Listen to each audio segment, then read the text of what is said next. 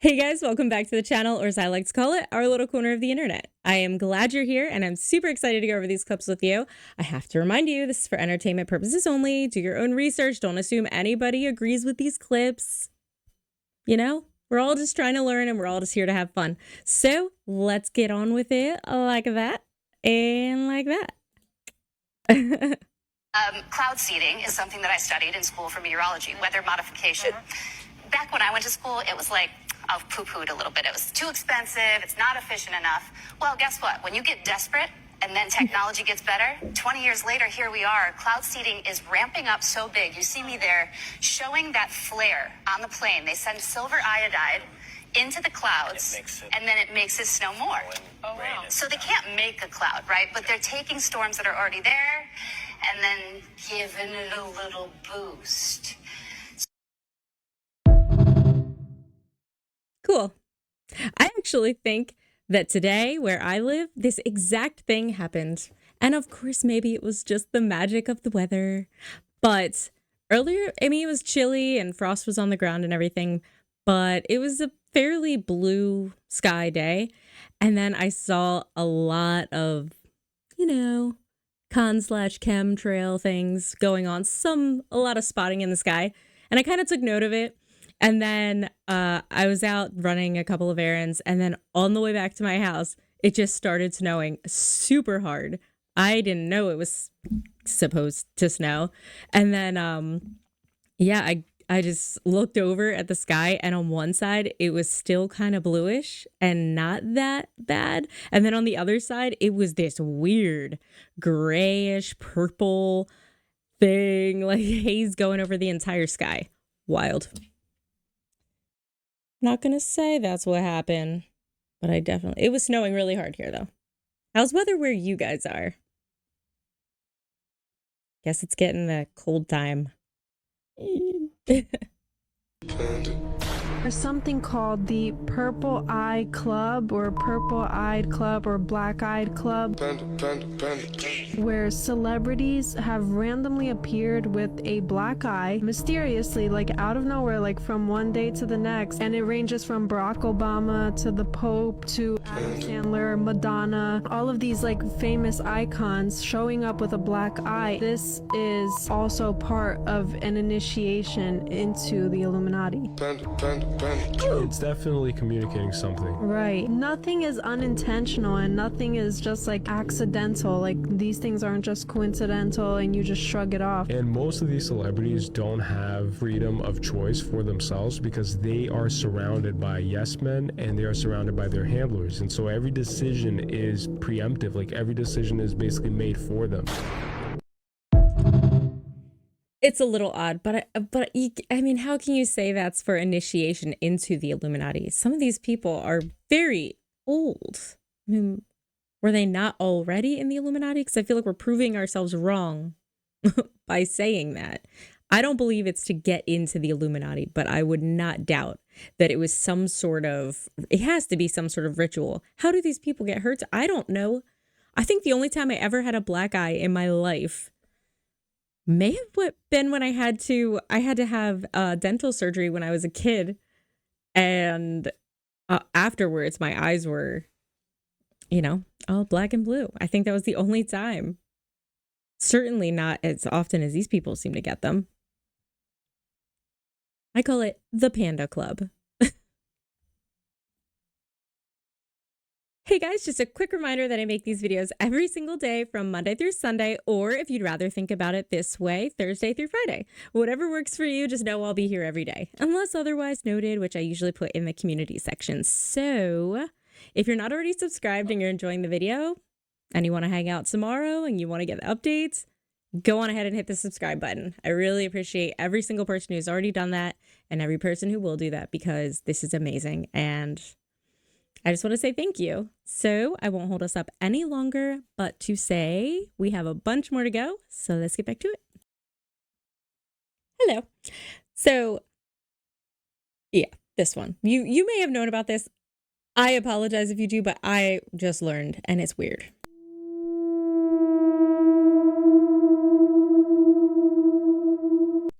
So I'll just say this really quick.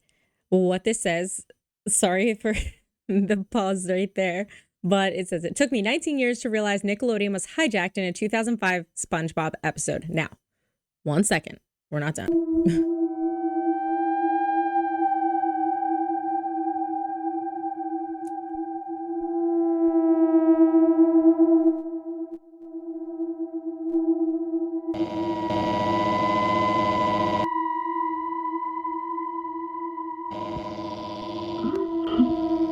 You will understand.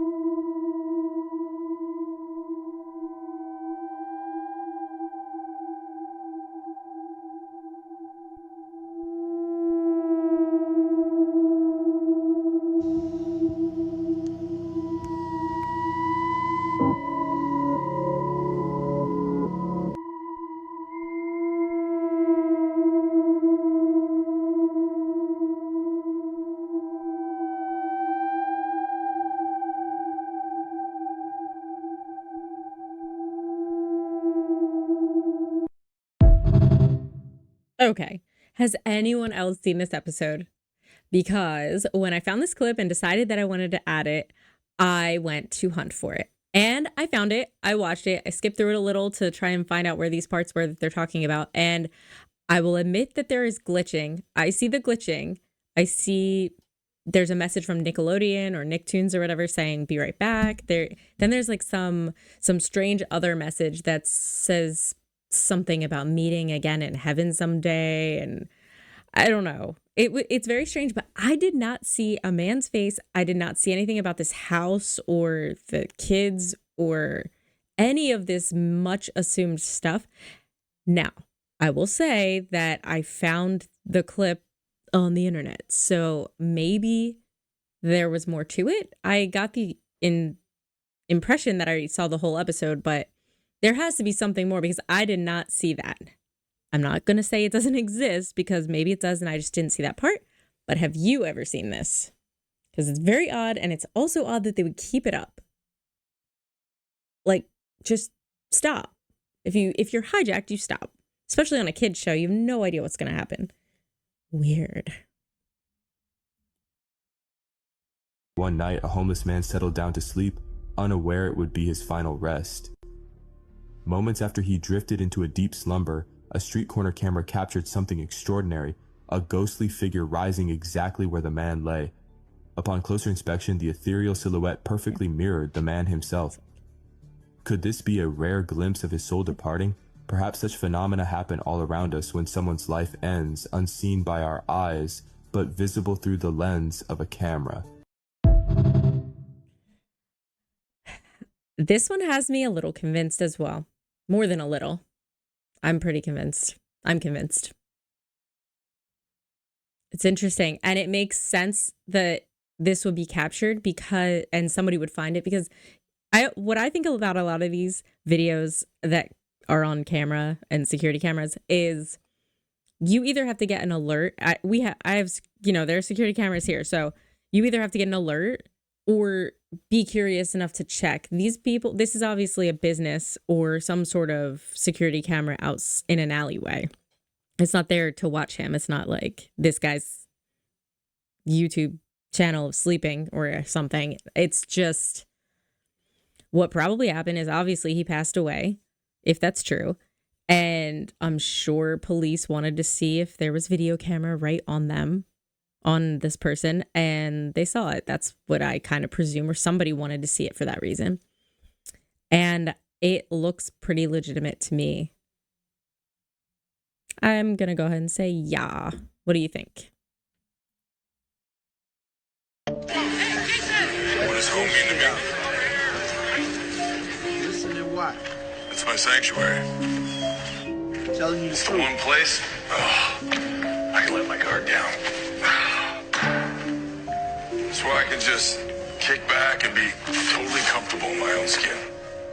You know what I'm saying? Rocket Mortgage understands that home is where I can be myself. And that feels pretty darn good. Right in y'all faces. It's a joke. Home is where you feel the most comfortable and And Rocket Mortgage helps you feel comfortable financing that home with a personalized and convenient experience centered around you. Rocket Mortgage. Push button. Get mortgage. You got this. Take it. Okay, all right. She just was funny. I mean, I know I've seen this commercial before. You guys may have seen it as well, but it's very interesting and perhaps, of course, exaggerated. But I think the point is there, and I think they know it, and we know it. Nothing's real like this. None of this stuff is real. Maybe Jason Momoa is really just a short, skinny guy. Aquaman is a guppy, and that's okay. But he's pretending to be a giant, and that's not okay. I don't. Very interesting commercial. I think it's a bit telling. Ever hear about the Erwin Saunders case? Oh. He's this YouTuber that went missing, but all of his content was about him searching for fairies. Here's an old clip of a wild goblin.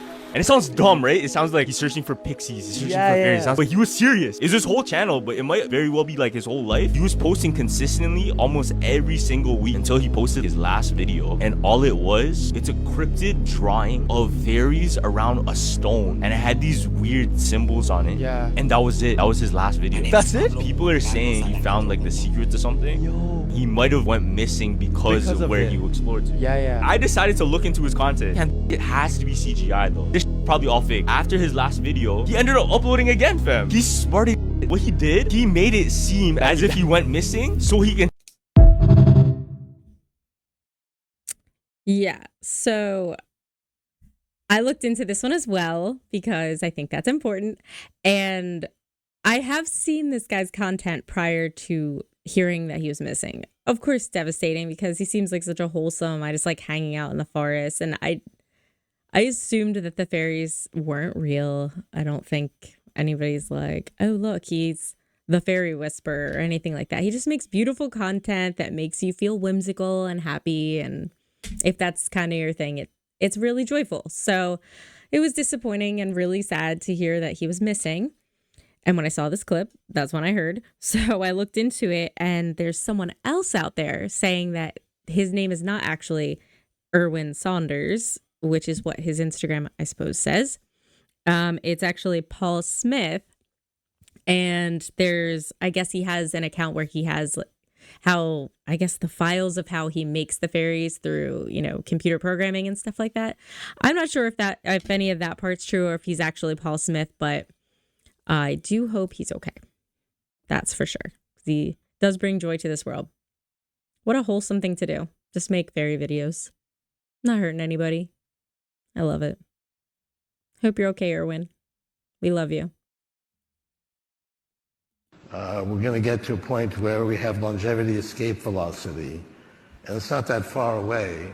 I think if you're diligent, you'll be able to achieve that by 2029. So right now, you go through a year, use up a year of your longevity, but you get back from scientific progress right now about 4 months. But that scientific progress is on an exponential curve. It's going to speed up every year.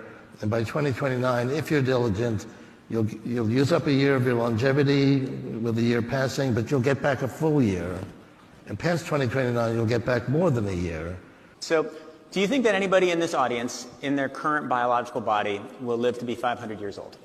Absolutely. And who? I mean, if you're going to be alive in 5 years, and I imagine all of you will be alive in 5 years. No, okay. If they're alive for 5 years, they will likely live to be 500 years old. If they're diligent, and I think the people in this audience will be diligent.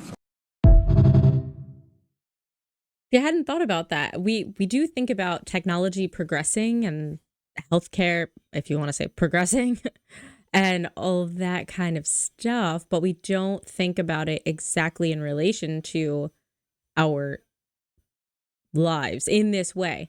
Because this is the first time I kind of thought it makes a lot of sense. The more, like right now, exactly what he said, you're gaining 4 months for every year that you live because of progress.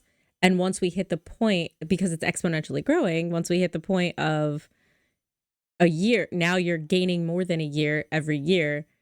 So if you keep going that way, you could live however long. It's pretty interesting theory. True or not. Very cool.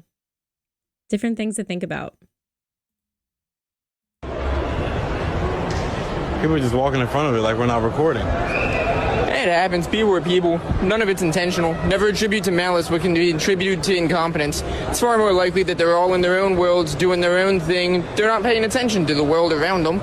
And we all do it every day, whether you're driving, walking down the street. All of our lives are just as complex as everybody else's. Everything you have going on, they have going on. Nobody knows what everybody else is going through. We also need to be a little more self-aware and aware of the world around us. That was deep. You gotta look deep to find the deep things. If all you ever do in your life is stay at the surface, you'll never find anything worth exploring. Are you real? I try to be. Something to think about. And honestly, I love his mindset of never contribute to malice what you could contribute to incompetence. Don't go into every situation. I think that's really honestly the key to why everybody says things were so nice before and why everyone's so rude now and everyone's in their own world and all that kind of stuff. I think that comes from all of us. I don't want to say all, but I would say a majority of people go out into the world, and when something negative happens, they assume it's on purpose. Everyone is on defense so strongly, like defense cranked all the way up. It doesn't need to be like that. Assume that they're just incompetent instead, and maybe we can all be a lot happier. And just be a little more aware, not only of what other people are doing, but also what you're doing. So we don't run it, like accidentally bump into someone, it turns into an altercation. We just don't do that because we're present. We need to be more present. Just a different way to think. It's difficult to change your wiring of the way that you think, but if you can be conscious when you go out into the world in these instances where you're just like, you just have your default, this happens, this is my response. And we're all so reactive instead of responsive. It's important to know the difference. And to have self-control, of course. Easier said than done, I know, but we can all try, right? And I'm sorry what I'm about to say, but as far as this music stuff, I won't be doing this music stuff anymore. I started this because this was my dream. And, you know, I wanted to make sure I could get me and my kids out the hood. It's always been my passion to rap. A while ago, I had signed a contract and I didn't know nothing about the business or this game out here. And just right now, I'm realizing that I signed my soul. I sold my soul to the devil. So, to the devil. I don't even own myself no more. I sold my soul to the motherfucking devil, and I done prayed. I prayed and I prayed. And I pray. I don't even believe in myself no more because of what I did. I did not know the game was like this. How devastating. Because whether you believe in this aspect of the entertainment industry or not, that woman is sad and she's scared. And that's not fake. I don't believe that's fake. I think she feels that lost. I don't think that anyone is irredeemable. But I can imagine it being very scary when you're in the thick of it like that. I believe her name is Sukihana, but it's spelled like Sukihana. You probably know better than me. I don't venture out into new music that often. But I hope she's okay. Here you have God is light. But it is light that cannot be seen. Okay. It cannot be seen. So it's ultraviolet or a form of light that is even beyond the spectrum that we understand. But it's an invisible light. So your pineal gland could see it in the darkness because it's not the kind of light like this is light, all right? So here then you go into the darkness because you're going to try to activate that gland which can see this light, and you open the pineal. And here then the pineal is able to see this light, which is no physical light at all. It's electromagnetism is what it is. Okay? So in order to see the light, one must activate the pineal gland because this light is invisible and cannot be seen with the physical eyes. It can only be seen by that single eye. So since we can't see in the dark, and the light, which is God, cannot be seen, it would mean, ready for this one, that the light is actually the dark, and the dark is actually the light. In other words, here I'm standing here in the light. You all can see me. But I cannot see the light that is God, which is invisible light. Can you? Look around. So I know that in order for me to see that light, I should be in the dark, so that the light receptor, which is the pineal gland, would see that. There are several scriptures that are significant when considering this. Let's look at overhead B47 for a minute. Look at this. Psalms 18:11. He made darkness his secret place. Okay?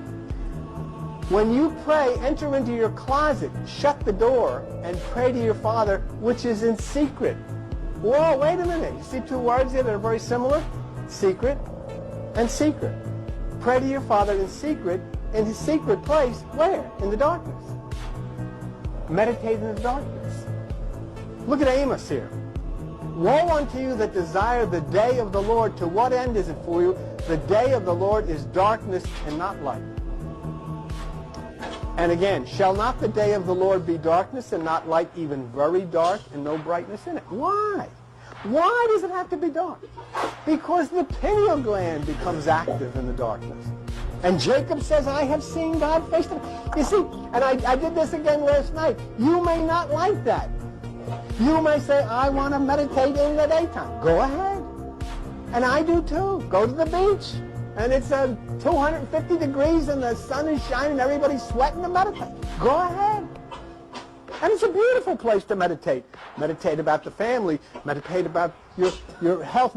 But you're not going to make contact for a particular reason that the pineal gland is going to be closed down in that bright light. You've got to do this according to the way nature says to do it. Maybe the church doesn't like that. Maybe the pastors don't like that. Maybe the priests and the rabbis don't like that. But that's irrelevant. Because this is evidently the way that the light likes it. Good point. How do you guys feel about all of the pineal gland stuff? There is a very deep rabbit hole, and I am pretty interested in that. I kind of want to do some more research and put some more stuff out there. If you guys are also interested in this and the magic of what you can unlock if you can figure this out, I'm curious. So let me know if you guys are interested too, and I'll put some more stuff up. If it's just me, I'll do that on my own.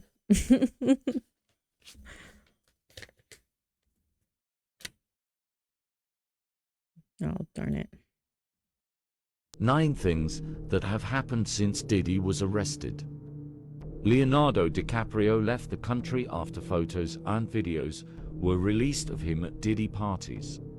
Ashton Kutcher and Mila Kunis have also left the country after photos and videos of Ashton surfaced at Diddy parties. Michael Jackson's death case has been reopened.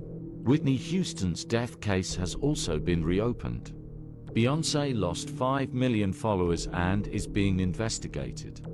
Liam Payne tragically passed away. Netflix is already making a documentary about Diddy. The Kardashians are under investigation. A $50 million bail has been denied and Diddy is in isolation. How do you think all of this will play out, and who else should be investigated in this case?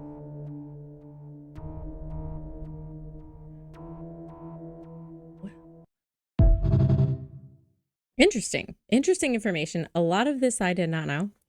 I don't know if it's true either, but I will say I'm not surprised to hear that Michael Jackson's death has, the case has resurfaced, because did he or did he not, Diddy make a statement that Michael Jackson was still alive?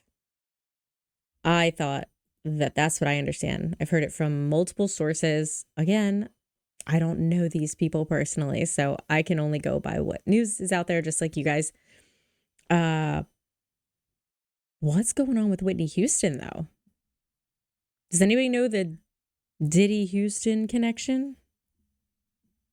A lot of that didn't surprise me, but it's also disappointing. Leo, come on, man. We love the earth together. What's eating Gilbert Grape up? I'll tell you. Diddy.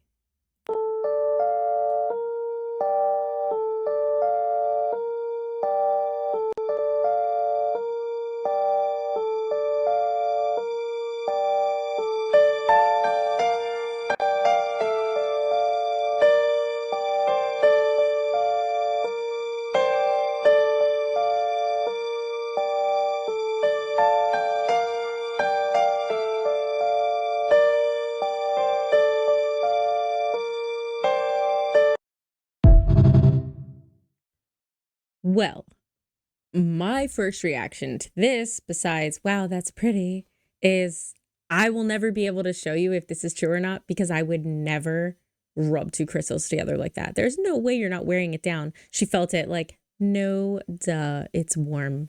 You just rubbed it that hard against another crystal. It's going to be warm. But yeah, I'm never going to do that because I would never damage them like that. I don't think it's worth it. Just turn on the lights.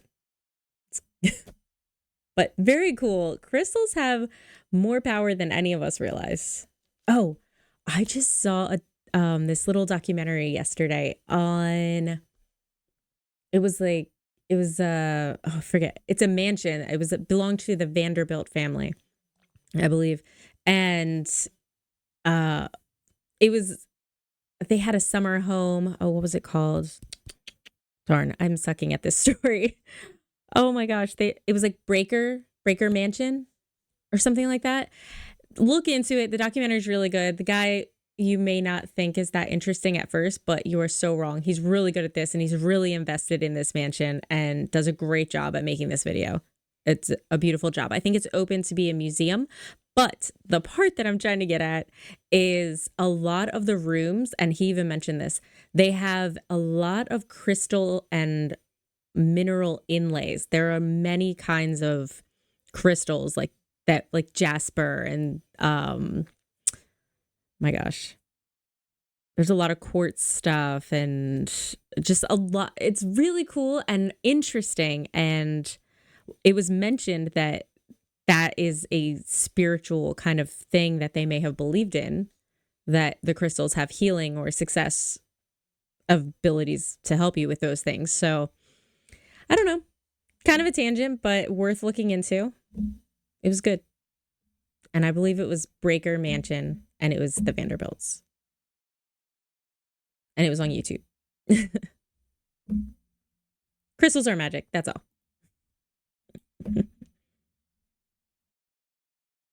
If you're new here, get used to the tangents. Just kidding.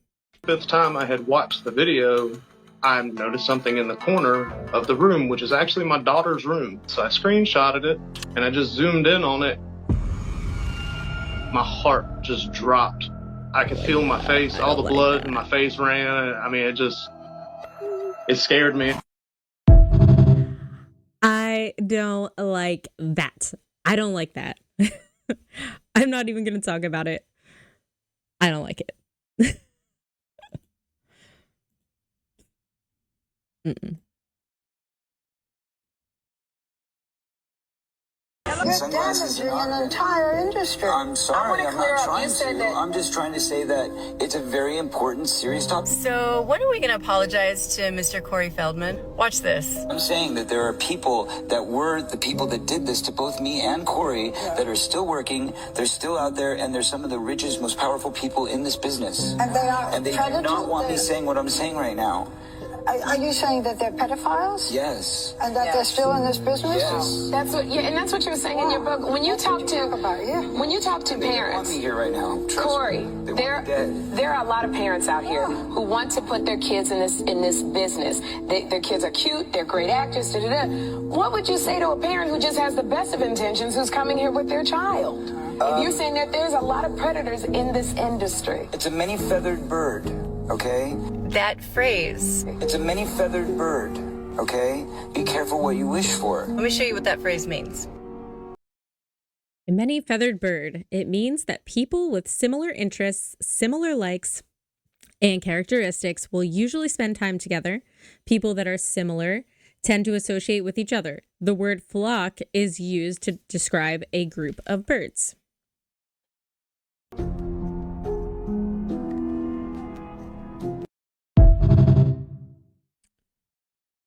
I feel like that was not the definition that she was looking for. I didn't read that, actually. I thought it was just what that means. Birds have many different feathers, but I think that was birds of a feather flock together. I think that's what that means, but it may actually mean the same thing. But regardless, I think it's really unacceptable that at the beginning of that, Barbara Walters, You're damaging an entire industry. I'm sorry. you're damaging an entire industry. Are you kidding? She is completely victim shaming. Corey Feldman, as long as I can remember being conscious of these sorts of things in the world at a very young age, I have heard him speaking out against the child abuse that goes on in Hollywood. He and Corey Haim, obviously, were very good friends, and they went through it together, and he has always been a child advocate and trying to get this out here. And for her to come out and say that you are damaging an entire industry, as if those people aren't the ones damaging an industry. Hollywood could remain super successful, super lucrative, an amazing place where dreams come true and magic happens. It could stay that if we could just get the creeps out. The end. Stop being weird. We already got the Weinsteins out. We don't need people to be like this. We need to fix the problem and make Hollywood great again. Or for the first time ever, perhaps.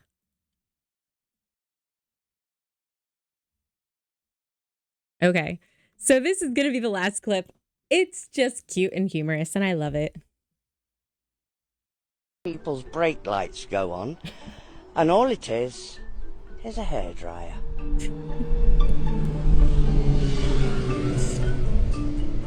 This guy from Germany turned up. I was his hero, and he hitchhiked from Germany just to bring me a box of chocolate.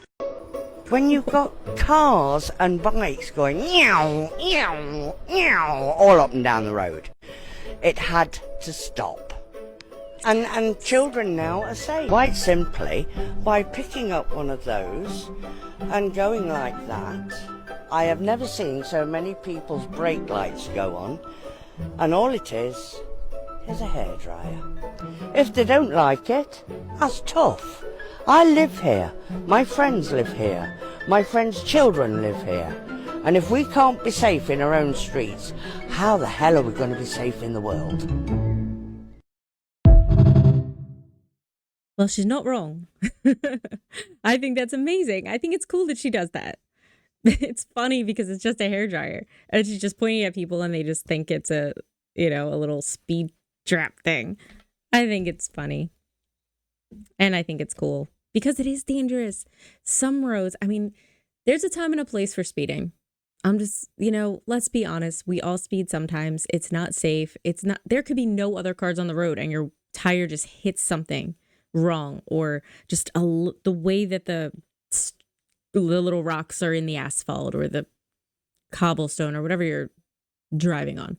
And you could just lose control out of nowhere just because you're going fast. And add children. I mean, one of my greatest fears once I started driving was, because it was so ingrained in me, in the autumn when there are the huge leaf piles that people put on their roads, I was told that children love to hide in those. I have never once hid in a street tree pile, but it forever remained a fear of mine. So I will slow down. I will borderline come to a stop to make sure there are no pets and children or anybody else around. It is not worth speeding. It's just not. Because even if you ever notice when you're in traffic and someone comes up and they start speeding and they like zoom past you and you're like, oh my God, you're going to definitely kill yourself, or most likely somebody else. You're going to ruin somebody's life just because you're being thoughtless. And then you get to some sort of light and they're right there. It doesn't gain you that much. It doesn't gain you enough that's worth risking your life or someone else's. Don't. Just be smart. Just be smart for yourself and for everybody else on the road. Driving is a privilege, guys. That's what I taught. That's what I learned in driver's ed. Okay, well, that's all we have for today. I hope you guys had fun with me. I know I had fun making this. A lot of interesting stuff today. A lot more stuff to look into. So with that being said, I'm going to go ahead and end this so I can upload it and say thank you once more. And I will see you tomorrow. And good night to my amazing grandma and my beautiful family. I love you. Good night.